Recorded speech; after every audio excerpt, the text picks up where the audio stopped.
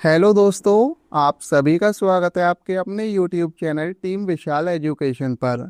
आज की इस वीडियो में हम राज्यपाल से संबंधित टॉप 30 मोस्ट इम्पोर्टेंट क्वेश्चन करने वाले हैं और ये वीडियो का पार्ट 2 है, जिसमें प्रतियोगी परीक्षाओं में बार बार पूछे जाने वाले प्रश्न शामिल किए गए हैं। अगर आप किसी भी एग्जाम की तैयारी कर रहे हैं तो ये वीडियो आपके लिए काफ़ी ज़्यादा यूजफुल रहने वाली है, इसलिए वीडियो को आप शुरू से लेकर अंत तक जरूर देखें, क्योंकि हर प्रश्न आपके एग्जाम में काम आ सकता है। तो बिना किसी देरी के चलिए शुरू करते हैं आज के पहले प्रश्न से। राज्यपाल राज्य विधानमंडल के किस सदन में एक सदस्य को नामित कर सकता है? इस प्रश्न का राइट आंसर हो जाएगा दोस्तों ऑप्शन बी, विधान परिषद। दोस्तों, जिन राज्यों में विधान परिषद होती है वहां राज्यपाल विशेष ज्ञान या व्यवहारिक अनुभव रखने वाले व्यक्तियों को विधान परिषद के लिए नामित करता है। वे व्यक्ति सामान्यतः साहित्य, विज्ञान, कला, सहकारिता आंदोलन या समाज सेवा के क्षेत्र से होते हैं। नेक्स्ट प्रश्न है, विधान परिषद में राज्यपाल कितने सदस्यों को नामित कर सकता है? इस प्रश्न का राइट आंसर है दोस्तों ऑप्शन बी, कुल सदस्यों का 1/6। भारतीय संविधान के अनुच्छेद 171 के खंड 3 के ई के अनुसार राज्यपाल विधान परिषद के कुल सदस्यों का 1/6 भाग नामित करता है और राज्यपाल ऐसे व्यक्तियों को नामित करता है जिन्हें साहित्य, विज्ञान, कला, सहकारिता आंदोलन या समाज सेवा के क्षेत्र में विशेष ज्ञान या व्यवहारिक अनुभव हो। नेक्स्ट प्रश्न है, राज्य का महाधिवक्ता किसके द्वारा नियुक्त किया जाता है? इस प्रश्न का राइट आंसर हो जाएगा दोस्तों ऑप्शन सी, राज्यपाल। भारतीय संविधान के अनुच्छेद 165 के अनुसार राज्य का महाधिवक्ता राज्यपाल द्वारा नियुक्त किया जाता है। महाधिवक्ता राज्य सरकार का सर्वोच्च विधिक अधिकारी होता है और वह राज्य सरकार को विधिक मामलों पर सलाह देता है तथा न्यायालयों में राज्य सरकार का पक्ष प्रस्तुत करता है। दोस्तों, महाधिवक्ता बनने के लिए व्यक्ति में उच्च न्यायालय के न्यायाधीश बनने की योग्यता होनी चाहिए और महाधिवक्ता की नियुक्ति राज्यपाल करता है। राज्य के महाधिवक्ता की नियुक्ति किस अनुच्छेद के अंतर्गत की जाती है? इस प्रश्न का राइट आंसर है ऑप्शन बी, अनुच्छेद 165 के अंतर्गत। भारतीय संविधान के अनुच्छेद 165 के अंतर्गत राज्य के महाधिवक्ता की नियुक्ति का प्रावधान किया गया है। महाधिवक्ता की नियुक्ति राज्यपाल द्वारा की जाती है और वह राज्य सरकार का सर्वोच्च विधिक अधिकारी होता है और सरकार को विधिक मामलों में सलाह देता है। राज्य सरकार के सभी कार्य किसके नाम से किए जाते हैं?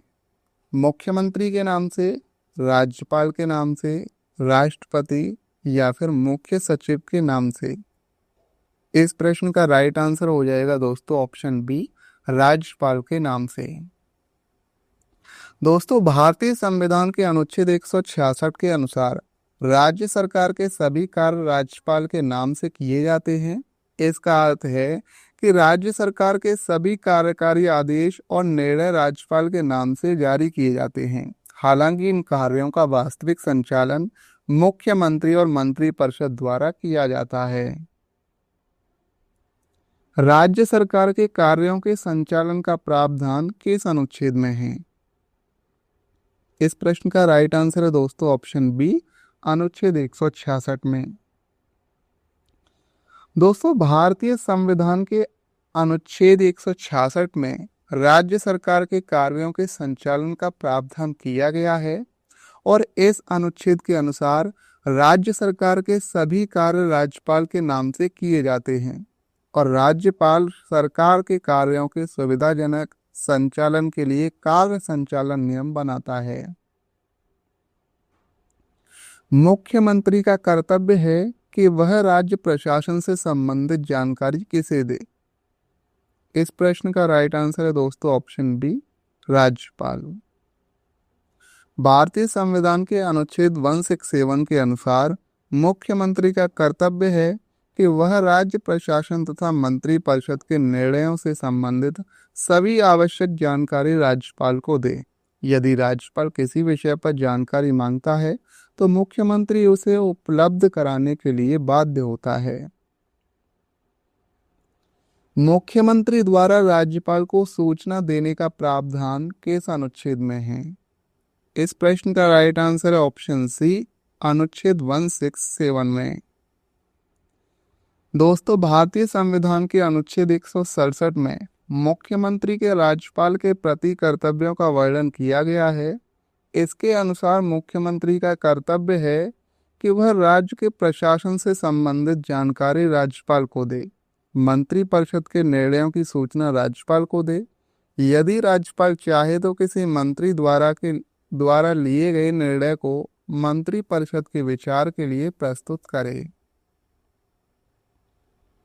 नेक्स्ट प्रश्न है, राज्य विधानमंडल का प्रावधान किस अनुच्छेद में है?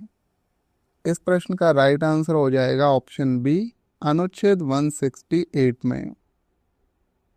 दोस्तों, भारतीय संविधान के अनुच्छेद 168 में विधानमंडल के गठन का प्रावधान किया गया है और इसके अनुसार प्रत्येक राज्य में विधानमंडल होगा जिसमें शामिल हो सकते हैं राज्यपाल, विधानसभा और विधान परिषद जहां पर मौजूद हो।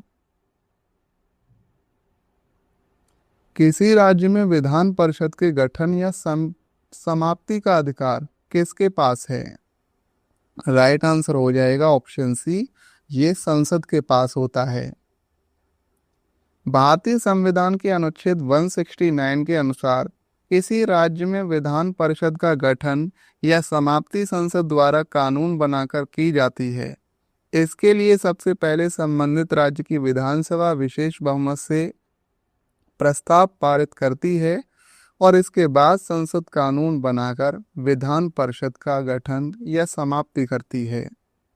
अनुच्छेद 169 में है दोस्तों, विधान परिषद का गठन या समाप्ति अंतिम अधिकार संसद के पास होता है और राज्य विधानसभा केवल प्रस्ताव भेजती है। राज्यपाल राज्य वित्त आयोग के अध्यक्ष की नियुक्ति करता है। ये बात सही है या गलत है? इस प्रश्न का राइट आंसर हो जाएगा दोस्तों ऑप्शन ए, सही है। दोस्तों, भारतीय संविधान के अनुच्छेद 243 के आई के अनुसार राज्य वित्त आयोग का गठन राज्यपाल द्वारा किया जाता है और राज्यपाल ही राज्य वित्त आयोग के अध्यक्ष एवं अन्य सदस्यों की नियुक्ति करता है। राज्य वित्त आयोग का मुख्य कार्य पंचायतों और नगर पालिकाओं की वित्तीय स्थिति की समीक्षा करना तथा उनके लिए वित्तीय सुझाव देना है। अनुच्छेद 243 आई में राज्य वित्त आयोग का प्रावधान है। राज्य वित्त आयोग का गठन प्रत्येक 5 वर्ष में होता है और नियुक्ति करता है राज्यपाल। राज्य निर्वाचन आयुक्त की नियुक्ति कौन करता है? इस प्रश्न का राइट आंसर है दोस्तों ऑप्शन सी, ये राज्यपाल करता है। भारतीय संविधान के अनुच्छेद 243 के अनुसार राज्य निर्वाचन आयोग की नियुक्ति राज्यपाल द्वारा की जाती है और राज्य निर्वाचन आयुक्त का कार्य पंचायतों और नगर पालिकाओं के चुनावों का संचालन, नियंत्रण और पर्यवेक्षण करना होता है। दोस्तों, अनुच्छेद 243 के में राज्य निर्वाचन आयोग का प्रावधान है और राज्य निर्वाचन आयुक्त की नियुक्ति राज्यपाल करता है और राज्य निर्वाचन आयोग पंचायती राज एवं नगर निकाय चुनाव कराता है। राज्य लोक सेवा आयोग के अध्यक्ष एवं सदस्यों की नियुक्ति कौन करता है? तो राइट आंसर इसका ऑप्शन बी, राज्यपाल करता है। भारतीय संविधान के अनुच्छेद 316 के अनुसार राज्य लोक सेवा आयोग के अध्यक्ष एवं सदस्यों की नियुक्ति राज्यपाल द्वारा की जाती है और राज्य लोक सेवा आयोग राज्य में सरकारी सेवाओं के लिए भर्ती परीक्षाओं और चयन प्रक्रिया से संबंधित कार्य करता है। दोस्तों, अनुच्छेद 315 में संघ एवं राज्यों के लिए लोक सेवा आयोग का प्रावधान है। अनुच्छेद 316 में अध्यक्ष एवं सदस्यों की नियुक्ति है और नियुक्ति करता है राज्यपाल। राज्य लोक सेवा आयोग से संबंधित वार्षिक प्रतिवेदन किसे प्रस्तुत किया जाता है? राइट आंसर है ऑप्शन सी, राज्यपाल को।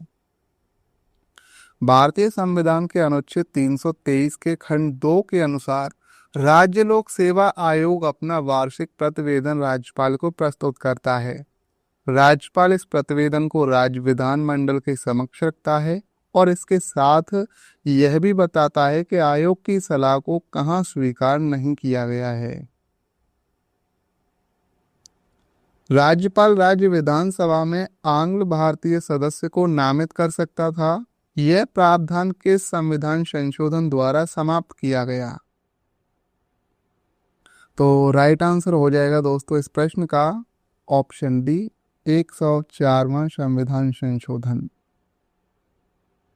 दोस्तों 104वें संविधान संशोधन अधिनियम 2020 द्वारा राज्य विधानसभा में आंग्ल भारतीय समुदाय के सदस्य को नामित करने का प्रावधान समाप्त कर दिया गया।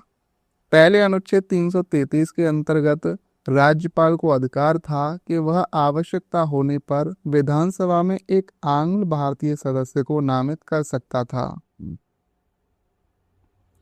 नेक्स्ट प्रश्न है, राज्यपाल राज्य का वार्षिक बजट किसके माध्यम से विधानमंडल में प्रस्तुत करता है?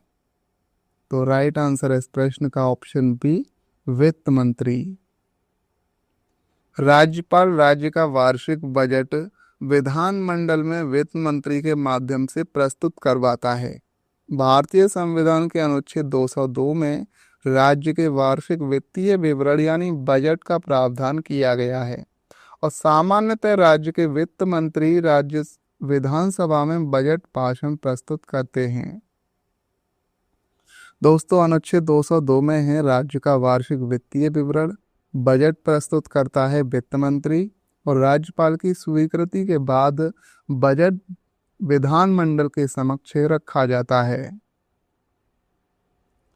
राज्य विधानसभा में धन विधेयक किसकी पूर्व अनुशंसा के बिना प्रस्तुत नहीं किया जा सकता? राइट आंसर है इस प्रश्न का ऑप्शन सी, राज्यपाल।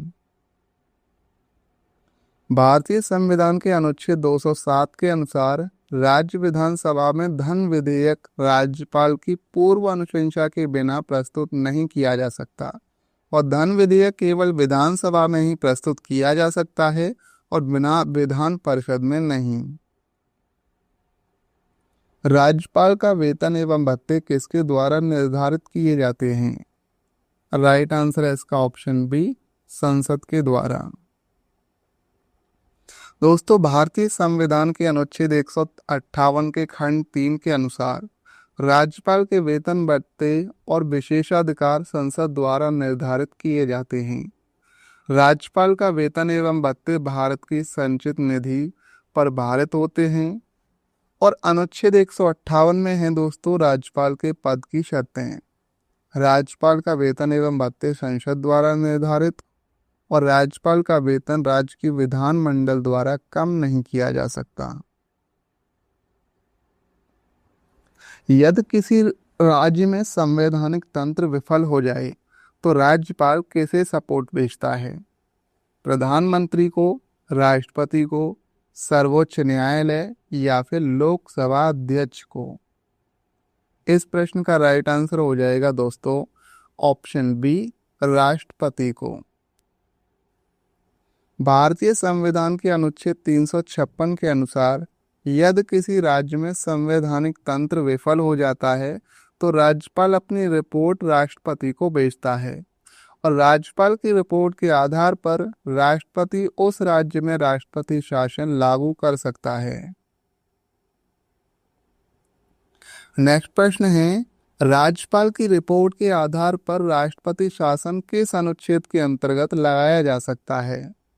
इस प्रश्न का राइट आंसर है दोस्तों ऑप्शन बी, अनुच्छेद 356।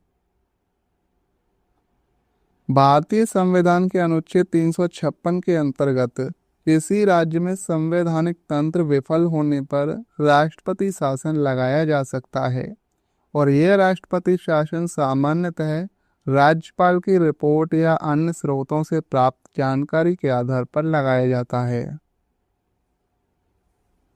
राज्यपाल किस विश्वविद्यालय का पदेन कुलाधिपति होता है?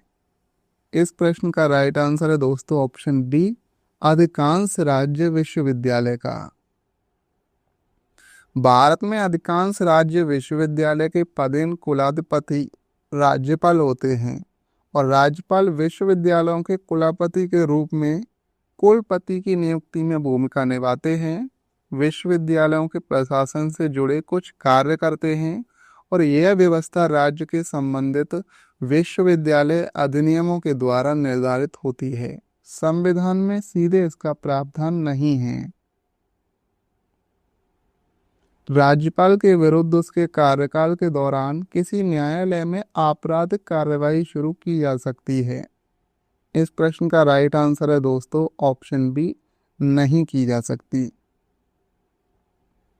भारतीय संविधान के अनुच्छेद 361 के अनुसार राज्यपाल के विरुद्ध उसके कार्यालय के दौरान किसी न्यायालय में आपराधिक कार्रवाई शुरू नहीं की जा सकती है और इसके अलावा राज्यपाल को अपने पद पर रहते हुए किसी न्यायालय में उपस्थित होने के लिए बाध्य नहीं किया जा सकता है।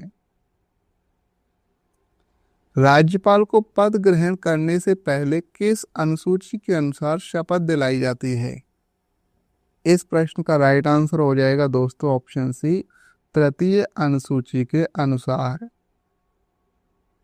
भारतीय संविधान की तृतीय सूची में विभिन्न संवैधानिक पदों की शपथ एवं प्रतिज्ञा के प्रारूप दिए गए हैं और राज्यपाल पद ग्रहण करने से पहले तृतीय अनुसूची में निर्धारित प्रारूप के अनुसार शपथ लेता है।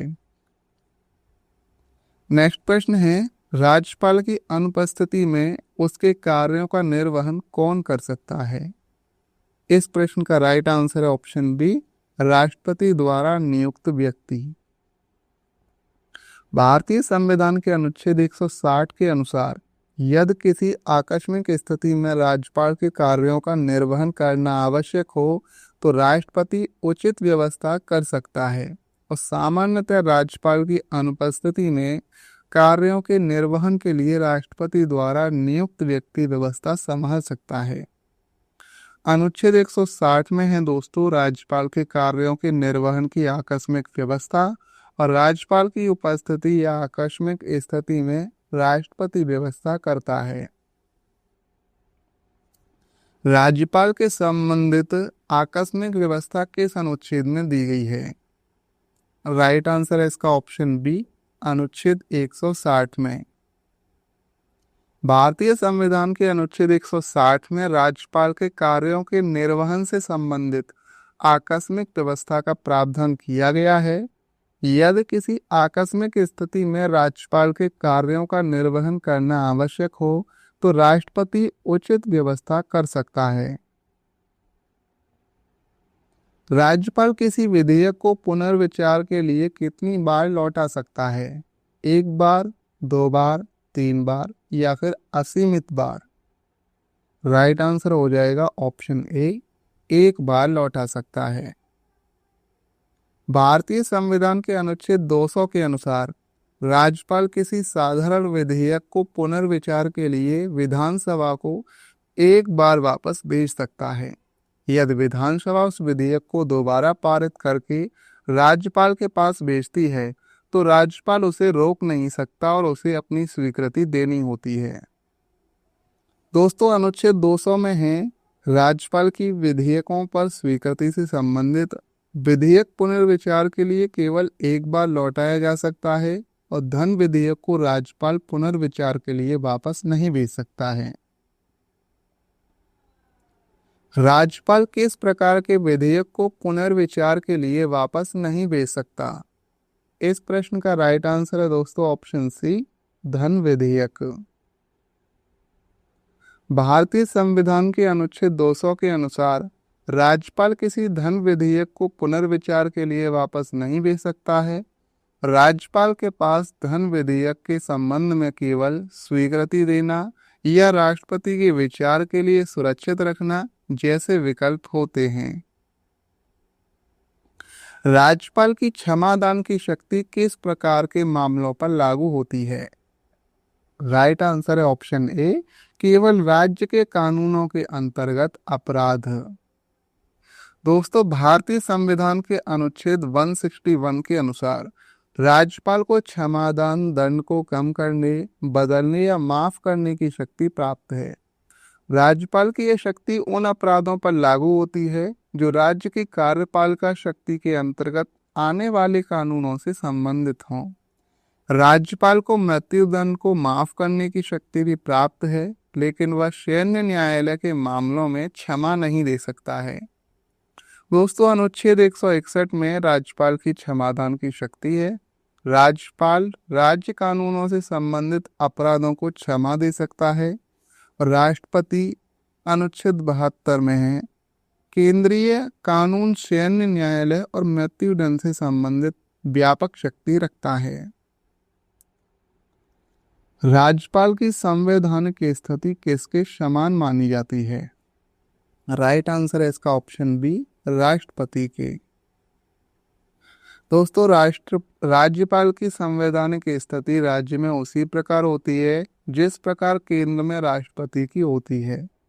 राज्यपाल राज्य का संवैधानिक प्रमुख होता है, जबकि वास्तविक कार्यपालिका शक्ति का प्रयोग मुख्यमंत्री और मंत्रिपरिषद करते हैं। नेक्स्ट प्रश्न है, सरकारीय आयोग ने राज्यपाल के संबंध में क्या सिफारिश की थी? राइट आंसर है ऑप्शन बी, राज्यपाल राज्य के बाहर का व्यक्ति हो। सरकारीय आयोग 1983 से 87 ने राज्यपाल की नियुक्ति के संबंध में सिफारिश की थी कि राज्यपाल को सामान्यतः उस राज्य का निवासी नहीं होना चाहिए। राज्यपाल एक बाहरी व्यक्ति होना चाहिए ताकि वह निष्पक्ष रूप से कार्य कर सके, और राज्यपाल की नियुक्ति राज्य के मुख्यमंत्री से परामर्श करके की जानी चाहिए। तो दोस्तों, आज की इस वीडियो के पार्ट 2 में हमने राज्यपाल से संबंधित टॉप 30 मोस्ट इम्पोर्टेंट क्वेश्चन को कवर किया है। अगर ये वीडियो आपके लिए हेल्पफुल रही हो तो वीडियो को लाइक करें, शेयर करें और चैनल को सब्सक्राइब करना ना भूलें। अगर आपने इस वीडियो के पार्ट 1 को नहीं देखा है तो आप उसे ज़रूर देखिए, और पार्ट 1 का लिंक जो है वो आपको इस वीडियो के डिस्क्रिप्शन में मिल जाएगा। तो चलिए मिलते हैं एक और नई वीडियो के साथ। धन्यवाद। जय हिंद।